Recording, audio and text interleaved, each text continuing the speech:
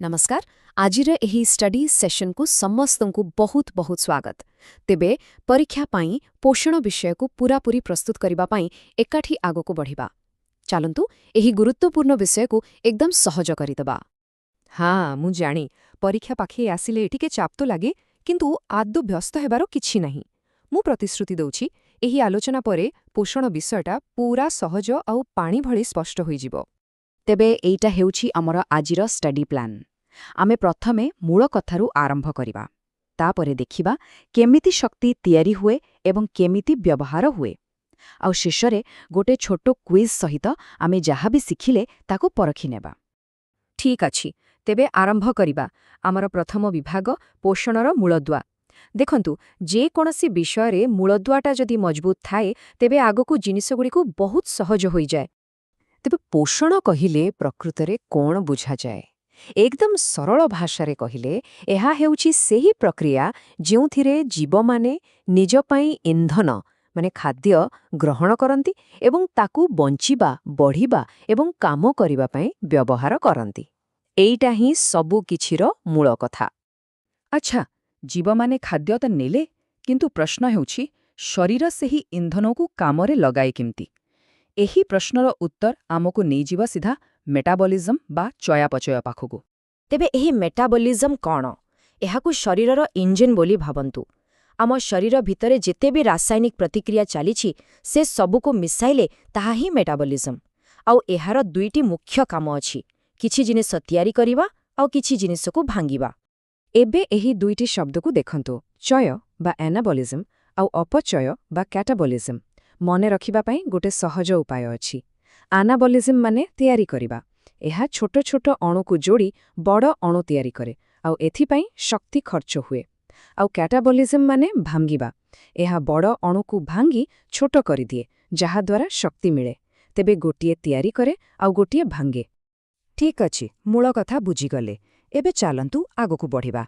आमे देखिबा जीव जगतर सबुठारु बड़ शक्ति उत्पादक मानक विषय माने सेमानंक विषय जो माने निज खाद्य निजे तयारी करंती। एमानंकु कुहा जाए स्वभोजी बा ऑटोट्रोफ्स। एई शब्दर अर्थ ही हेउछि निजे खाइबा बाला। सेमाने निज खाद्य पाई अन्य काहा उपरे निर्भर करंती नाही। आउ एहार सबुठु बढ़िया उदाहरण आमे समस्ते जानिछे गछलता। एबे एही रासायनिक समीकरण को देखि आदौ डरिबारु नहीं। एटाकु गोटे रोसेईर रेसिपी भଳି भाबंतु। देखंतु उपकरण कौन कौन? कार्बन डाइऑक्साइड आउ पानी।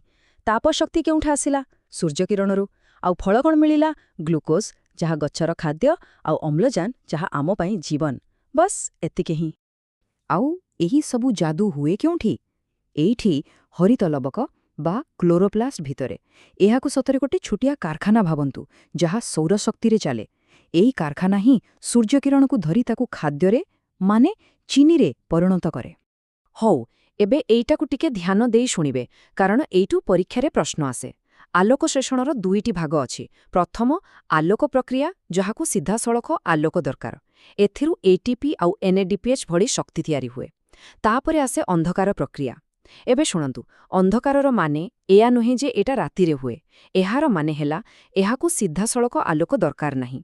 एही प्रक्रियाटी आलोक प्रक्रियारु मिलिथिबा शक्ति को व्यवहार करी प्रकृत खाद्य माने ग्लूकोज तयारी करे। तेबे दुहे मिशी काम करंती।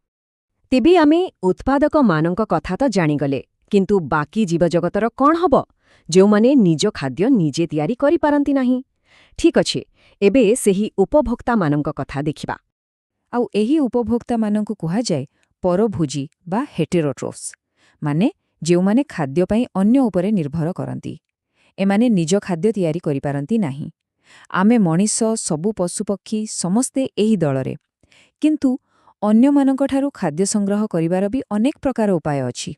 एही टेबलटा परीक्षा पई पूरापूरी गुरुत्वपूर्ण। एहार गोटे स्क्रीनशॉट नहीं पारंती। देखंतु एथिरे मुख्य प्रकार गुड़िक दिया जाइछि। प्राणी सम जहा आमे करू माने खाद्य को शरीर भीतर को नहीं हजम करू। मृत्योपजीवी माने हेले प्रकृतिर सफाई कर्मी। से माने मृत जिनिसरू खाद्य पांती। परजीवी माने अन्य जीवंत जीव उपरे निर्भर करंती। आउ सहजीवी माने परस्पर को सहाय्य करंती। एही पार्थक्य गुड़िकु भल भावे मने रखिबाकु हेबो। ଠିକ୍ ଅଛି, ଏତେ ସବୁ ପ୍ରକାର ଭିତରୁ ଚାଲନ୍ତୁ ଏବେ ସେହି ପ୍ରକାର ଉପରେ ଧ୍ୟାନ ଦେବା ଯାହା ସହିତ ଆମେ ସବୁଠୁ ଅଧିକ ପରିଚିତ, ଆମ ନିଜର ପାଚନତନ୍ତ୍ର। ଏହି ଚିତ୍ରଟିକୁ ଦେଖନ୍ତୁ। ଏଇଟା ହେଉଛି ସେହି ଲମ୍ବା ରାସ୍ତା ଯେଉଁଥିରେ ଆମେ ଖାଇଥିବା ଖାଦ୍ୟ ଯାତ୍ରା କରେ। ଏହାକୁ ଆମ ପାଚନ ନଳୀ କୁହାଯାଏ। ମୁଖରୁ ଆରମ୍ଭ ହୋଇ ଏଇ ଯାତ୍ରା ବହୁତ ଘାତ ପ୍ରତିଘାତ ଦେଇ ଯାଇଥାଏ। ଚାଲନ୍ତୁ କଳ୍ପନା କରିବା ଯେ ଗୋଟେ ସ୍ୟାଣ୍ଡୱିଚ୍ ଆମ ଶରୀର ଭିତରେ ଯାତ୍ରା କରୁଛି। ତେବେ ପ୍ରଥମ ଷ୍ଟପ୍ ହେଉଛି ମୁଖ। ଏଠାରେ ଚୋବାଇବା ଦ୍ୱାରା ଯାନ୍ତ୍ରିକ ହଜମ ଆଉ ଲାଳ ମିଶିବା ଦ୍ୱାରା ରାସାୟନିକ ହଜମ ଆରମ୍ଭ ହୁଏ।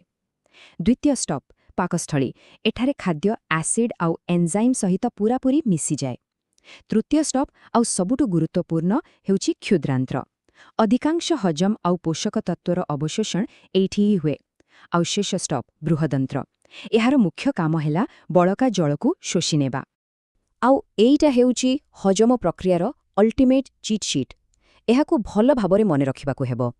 ଦେଖନ୍ତୁ, ଆମେ ଖାଉଥିବା ଶ୍ୱେତସାର ଶେଷରେ ଗ୍ଲୁକୋଜରେ ପରିଣତ ହୁଏ, ପୁଷ୍ଟିସାର ଭାଙ୍ଗି ଆମିନୋ ଏସିଡ୍ରେ ପରିଣତ ହୁଏ, ଆଉ ସ୍ନେହସାର ଭାଙ୍ଗି ଫ୍ୟାଟି ଏସିଡ ଏବଂ ଗ୍ଲିସେରଲ୍ରେ ପରିଣତ ହୁଏ। ଏହି ତିନିଟା କଥା ପରୀକ୍ଷା ପାଇଁ ବହୁତ ଜରୁରୀ। ଠିକ୍ ଅଛି, ବହୁତ କିଛି ଆଲୋଚନା ହୋଇଗଲା। ଏବେ ସମୟ ଆସିଛି ନିଜ ଜ୍ଞାନକୁ ଟିକେ ପରଖି ନେବାର। ଚାଲନ୍ତୁ ଗୋଟେ ଛୋଟ କୁଇଜ୍ କରିବା। ଏହାଦ୍ୱାରା ପରୀକ୍ଷା ପୂର୍ବରୁ ଆତ୍ମବିଶ୍ୱାସ ବଢ଼ିଯିବ। ପ୍ରସ୍ତୁତ ତ?